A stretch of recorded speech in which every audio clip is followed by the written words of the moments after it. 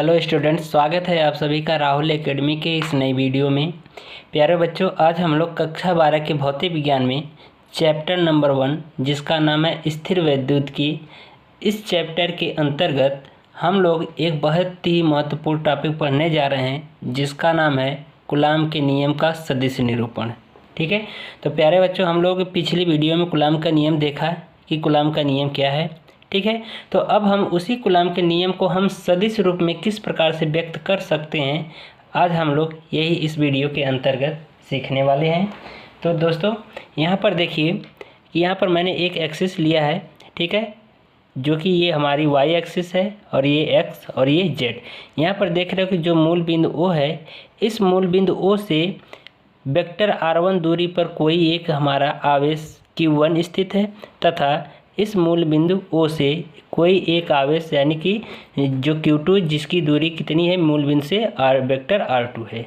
ठीक है, ये हमारा जो वेक्टर R1 और जो वेक्टर R2 है, इन दोनों आवेशों की स्थिति सदिशी को बताता है। ठीक है, तो दोस्तों यहाँ पर देख रहे हो कि जो हमने आवेश लिया है ये प्रकृति में समान है। ठीक है, तो हमने पिछली वीडियो में यानी कूलाम के नियम में ये बताया था कि अगर आवेश समान होते हैं यानी सजातीय आवेश होते हैं तो उसमें क्या होता है, प्रतिकर्षण बल कार्य करता है। तो यहाँ पर देख रहे हो जो दोनों आवेश हैं ये क्या है, हमारे सजातीय आवेश हैं यानी समान आवेश हैं। तो जब समान आवेश हैं तो इसलिए इन दोनों में क्या होगा, प्रतिकर्षण बल कार्य करेगा। तो यहाँ पर जो देख रहे हो कि जो हमारा आवेश Q1 है वह आवेश Q2 पर बल कितना लगा रहा है, F वेक्टर F21, और ये जो Q2 जो आवेश है वह इस पर Q1 पर बल लगाएगा। तो ये Q2 जो है Q1 पर कितना बल आरोपित करता है, वेक्टर F12।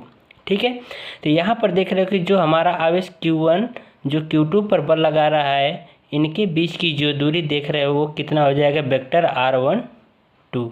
ठीक है, और जो ये Q2 जो आवेश है वह Q1 पर बल लगा रहा है, तो इनके बीच की जो दूरी होगी वो कितना हो जाएगी, वेक्टर R21 हो जाएगी।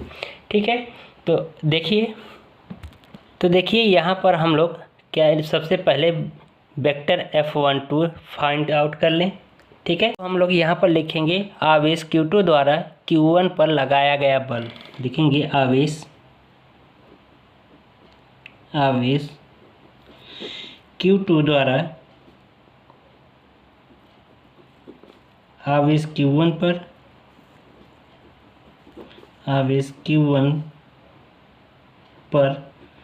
लगाया गया बल।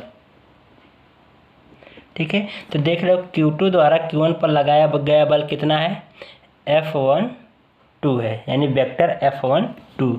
ठीक है, तो यहाँ पर जो हम बल निकालेंगे वह कूलाम के नियम के अनुसार निकालेंगे। ठीक है, क्योंकि दो बलों के बीच में जो आकर्षण या प्रतिकर्षण बल कार्य करता है वो कूलाम के नियम के आधार पर हम लोग निर्धारित करते हैं। तो यहाँ पर हम लोग लिखेंगे कूलाम के नियम से, कूलाम के नियम से। ठीक है, कूलाम के नियम से। तो कूलाम का नियम क्या है, इसका सूत्र मैं यहाँ पर लिख दे रहा हूँ। कूलाम का नियम है वो F बराबर 1/4πε0 Q1 Q2/r²। ठीक है, ये हमारा क्या है, कूलाम के नियम का सूत्र है। ठीक है, तो यहाँ पर देख रहे हो जो बल है वो हमारा कितना है, वेक्टर F12 है। तो यहाँ पर लिखेंगे बल F12 वेक्टर F12 बराबर 1/4πε0 आवेश Q1 Q2 अपन ये r² यानी दूरी है, तो इनके बीच की दूरी देख रहे हो कि हम Q2 के द्वारा आरोपित बल Q1 पर निकाल रहे हैं। तो इनके बीच की दूरी कितनी हो जाएगी हमारी वेक्टर, तो इनकी दूरी कितनी हो जाएगी, यहाँ पर लिख सकते हैं वेक्टर R21, और इसका यूनिट लिख दें, यूनिट वेक्टर यानी R21 का यूनिट वेक्टर।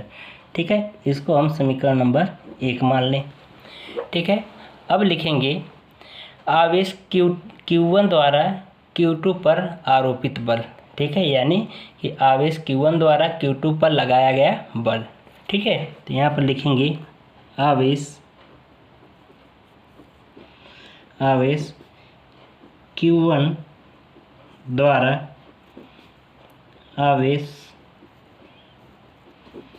Q2 पर लगाया गया बल। ठीक है, यानी आवेश Q1 द्वारा Q2 पर लगाया गया बल कितना है हमारा, वेक्टर F21 है। ठीक है, तो यहाँ पर हम कूलाम के नियम के आधार पर निकालेंगे, तो ये हो जाएगा वेक्टर F21। ठीक है, वेक्टर F21 हो जाएगा, तो ये लिखेंगे बराबर 1/4 पाई एप्सिलॉन 0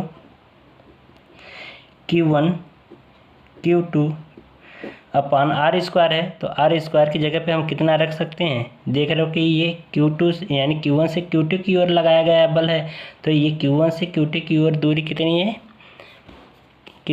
वेक्टर R12। तो यहाँ पर हम लिख देंगे वेक्टर R12 और इसका यूनिट वेक्टर भी लिख दें यहाँ पर, वेक्टर R12 का यूनिट वेक्टर। ठीक है, इसको हम समीकरण नंबर 2 मान लें। अब यहाँ पर एक चीज़ और देख रहे हो, ये जो दोनों दूरियां हैं एक दूसरे के क्या हैं, विपरीत हैं, लेकिन परिमाण में क्या हैं, समान हैं। तो इनको हम इस प्रकार से लिख सकते हैं, इसको लिख सकते हैं वेक्टर R12 बराबर माइनस वेक्टर R21 लिख सकते हैं, क्योंकि दोनों समान हैं परंतु एक दूसरे के विपरीत हैं, तो इसलिए हम इस प्रकार से इसको लिख सकते हैं। तो इसको हम समीकरण नंबर 3 मान लें। ठीक है, तो अब यही समीकरण नंबर 3 का जो मान है हम समीकरण नंबर 2 में रख दें। ठीक है, तो लिखेंगे समीकरण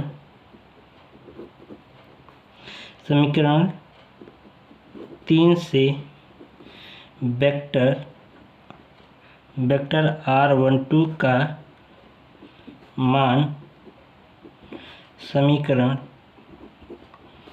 2 में रखने पर तो रख दीजिए। तो यहाँ पर रख देंगे तो ये कितना हो जाएगा, तो ये हो जाएगा वेक्टर F21 बराबर 1/4 पाई एप्सिलॉन 0 Q1 Q2 अपान, अब ये देख रहे हो कि ये जो हमारा वेक्टर R12 है, यह वेक्टर R12 किसके बराबर है, -R21 के बराबर है। तो हम इसकी जगह पे लिख दें। तो यहाँ पर और यहाँ पर एक चीज़ और ध्यान रखिएगा, एक चीज़ छूट रहा है ये, क्योंकि यहाँ पर कूलाम के नियम में देख रहे हो कि यहाँ पर स्क्वायर है, तो हम यहाँ पर स्क्वायर भी लगाएंगे। ठीक है, ये चीज़ छूट रहा है, इसको ध्यान रखिएगा आप लोग। ठीक है, तो ये चीज़ है। तो यहाँ पर अब ये दे हम इसका मान R12 का मान यहाँ पर रख दें कितना, -R21। तो ये हो जाएगा -R21 वेक्टर R21 का स्क्वायर और इसका स्थिति सदिश, और इसकी जगह पे ये कितना हो जाएगा, R21 का यूनिट वेक्टर। ठीक है, तो हम यहाँ पर जो ये माइनस चिन्ह है हम इसको आगे लिख दें। तो इसको इस प्रकार से लिख सकते हैं, वेक्टर F21 बराबर -1/4 पाई एप्सिलॉन 0 Q1 Q2 अपान वेक्टर R21 का स्क्वायर इंटू ये इसकी स्थिति सदिश R21 कैप। ठीक है, इसको हम समीकरण नंबर 4 कह दें। तो अब ये देख रहे हो कि समीकरण नंबर 4 और समीकरण नंबर 1 दोनों समान हैं। यहाँ पर देख रहे हो कि जो चीज़ यहाँ पर है वही चीज़ यहाँ पर भी है, समीकरण नंबर 1। तो यानी कि इसका मतलब ये हुआ कि हम इतने की जगह पे हम ये वेक्टर F12 रख सकते हैं ना, बिल्कुल रख सकते हैं। तो यहाँ पर क्योंकि देख रहे हो कि ये जितना हमारा ये है मान उतना ही मान ये है, तो इसका मतलब कि ये जो जितना मान है वह किसके बराबर है, वेक्टर F12 के बराबर। तो इसका मतलब ये हुआ कि इतने के स्थान पर हम ये वाला मान रख सकते हैं। तो इसको लिख सकते हैं यहाँ पर वेक्टर F12 बराबर माइनस वेक्टर F21। ठीक है, तो ये हमारा कूलाम के नियम का सदिश निरूपण है और यह कूलाम का नियम जो है यह कौन से नियम को प्रदर्शित कर रहा है, गति के तृतीय नियम का पालन करता है। तो यहाँ पर एक चीज़ यह लिखेंगे कि यह नियम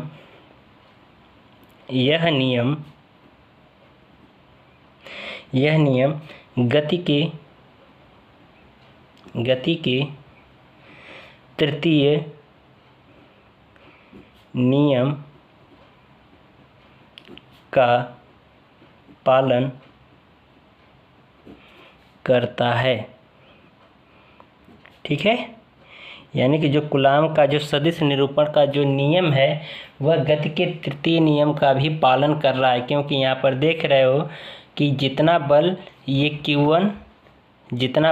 Q1 Q2 पर लगा रहा है उतना ही बल ये Q2 Q1 पर आरोपित कर रहा है, यानी लगा रहा है। ये दोनों बल परिमाण में समान है परंतु एक दूसरे के विपरीत दिशा में है, तो इसलिए यहाँ पर माइनस चिन्ह आया विपरीत दिशा के लिए। तो इसका मतलब ये हुआ कि गति के तृतीय नियम का ये कूलाम का नियम पालन करता है।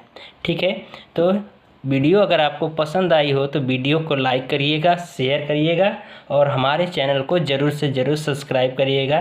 धन्यवाद।